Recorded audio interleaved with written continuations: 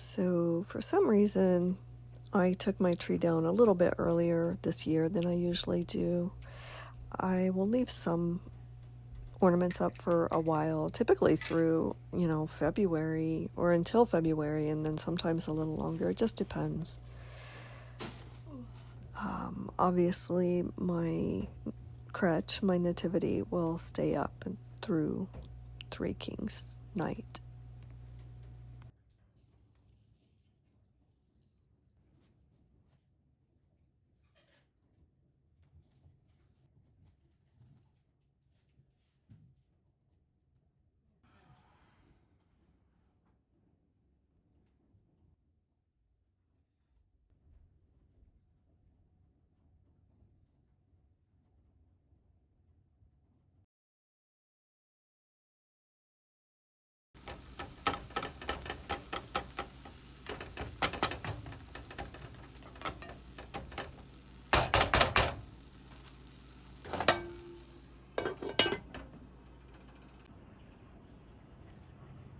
Are you waiting for the kings?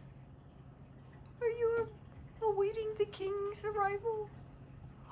There goes Miss Evita. Oh, hello.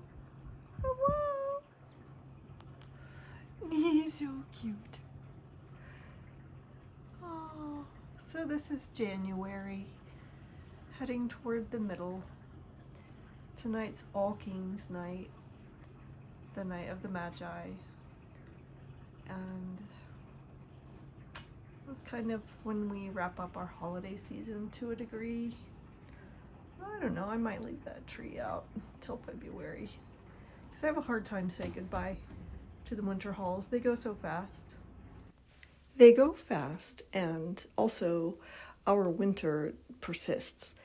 Like, we get these beautiful sunny days throughout the holiday season, and then February, March, and April can be really cold and wet and icy and snowy. So it's nice to celebrate, make it last. So today is January 9th, and apparently it snowed overnight. It was snowing during the day yesterday, but it was not really sticking, and I guess some snow came back overnight, and we got a little bit of accumulation.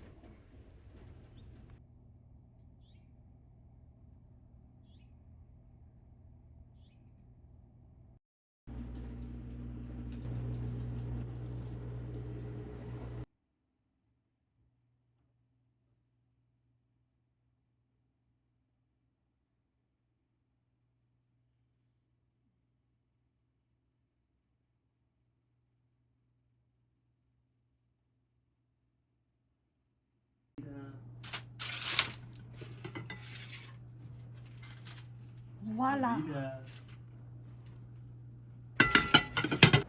should have seen all my dirt on the floor, man.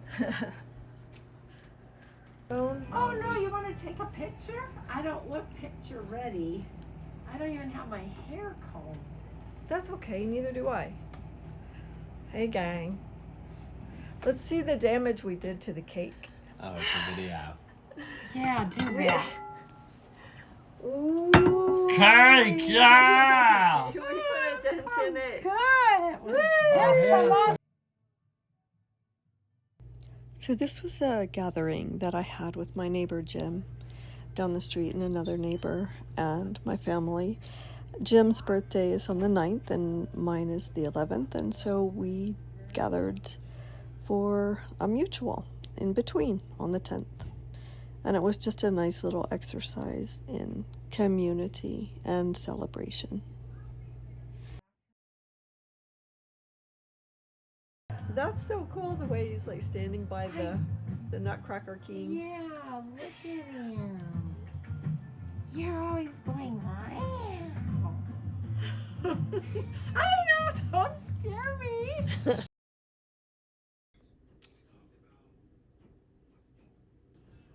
Birthday cake! Yay.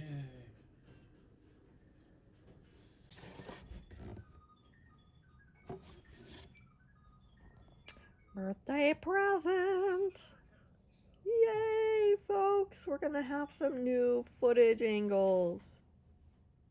Trying to get a little, I'm head to toe black. Woo-wee. I don't know if you can see that guy. I think he's a hawk. I'm not sure. There's a ton of birdies out here. Hi, babies. I don't know if you can see.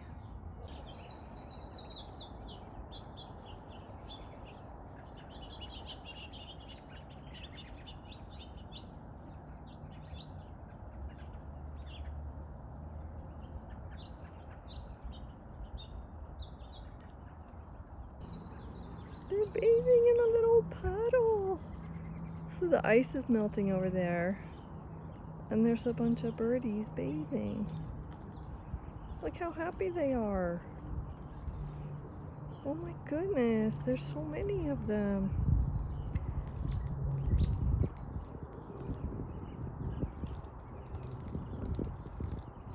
Look. They're so cute. So here we are outside practicing with the drone. It's not it's pretty simple, but I mean, it's very very sensitive. So you just barely touch it in the direction that you want it to tilt or move, and it happens. Like, it's very sensitive. It's very trigger happy. But here we are floating over the ghetto. You can see out front how it's very trauma. You know, it's very industrial. And then my little courtyard that I love, that I'm always talking about. Here we are, still playing, just learning to use it, I think. Hopefully we'll get to go out of town to some places or some hiking areas, maybe not too far from here, and gather a little more footage. It's really fun. I'm just like, this is a really fun new way to expand some of the visual footage I'm able to capture for my little videos. So hopefully you'll enjoy it along with me.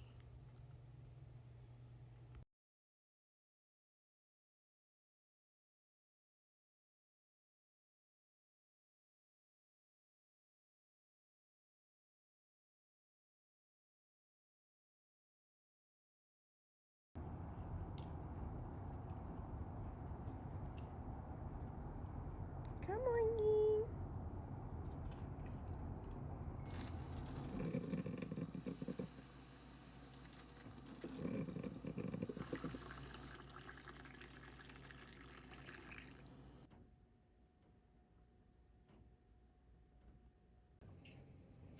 Okay, so I have some goo on my face because I'm moisturizing, and I am exercising on my bike.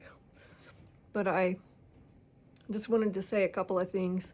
One is that I am trying to, one of my goals for 2026 is to cut my social media time and add reading time. So yeah, I'll share some of my books that I'm planning to read this year with you. Okay, so I told you that I was going to share my book list. So my goal is, because I feel like my brain is damaged from spending so much time online, that I used to read a lot, and anymore, when I start reading, my focus and attention are they're not what they used to be. So my goal is one book a month, because some of my books are fairly robust. And I'm going to start with this one. This is by David Graeber and David Wengrow. Wengrow is an archaeologist, and Graeber was an anthropologist, and has been very outspoken in the anti-imperialist, anti-capitalist community of anthropologists who really question the whole argument that capitalism is natural. It's not. It's like everything else in society and civilization. It's a product of many cofactorial determinants, and this kind of goes through that. Then I have this one that I started before, and so I want to kind of get a good overview of like Western civilization and its philosophical roots, and some idea, just very broad history. And then I want to go back to this book, which I've started several times. You can see I've sort of like got some areas where I've marked, where I've read or made notes. It's also very, very, very dense, filled with facts and documents that, just are not hard to read, but like, you have to be very focused. It's very dense. And then and along the same lines, 10 Myths About Israel by Ilan Pappé. So Rashid Khalidi is a Palestinian professor, and Ilan Pappé is an Israeli Jew who is anti-Zionist and a historian and professor. So this is it's also fairly dense. It's not as hard to read as this one. I've started a little bit, but so these kind of to help solidify my position on the Middle East. And then this is another bit of deconstruction of white supremacy and patriarchy, capitalism, etc. It's political philosophy as well. But I want to read this kind of probably as I read this, which is going to be like probably like after I get through this reading, The Dawn, and then some of these. So, and then I'll probably read this concurrent with this.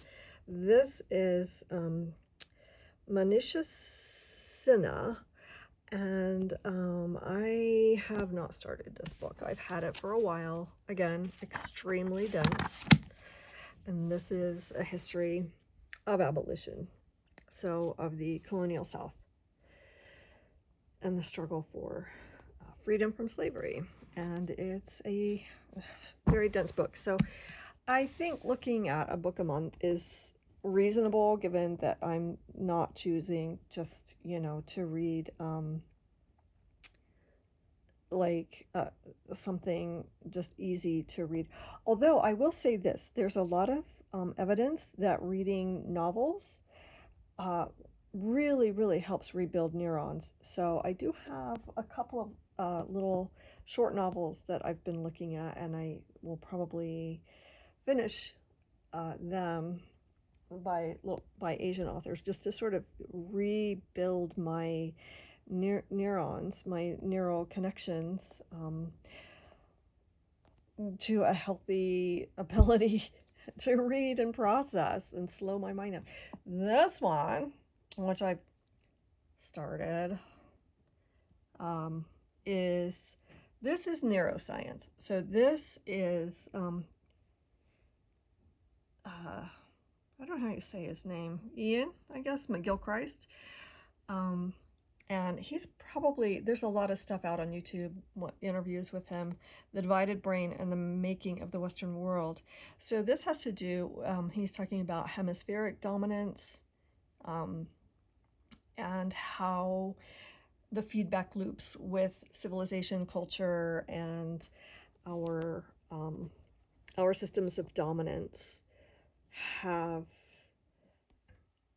basically given us spiritual and moral and literal physiological brain damage.